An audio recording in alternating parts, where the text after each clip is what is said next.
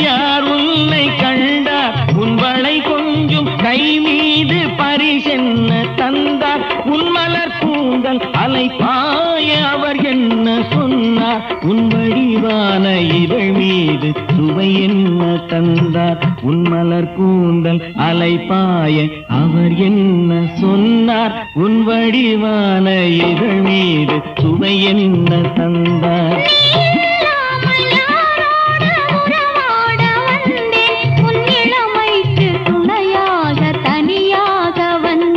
நான் மலரோடு தனியாக ஏன் இங்கு நின்றேன் என் மகாராணி உன்னை காண ஓடோடி வந்தேன்.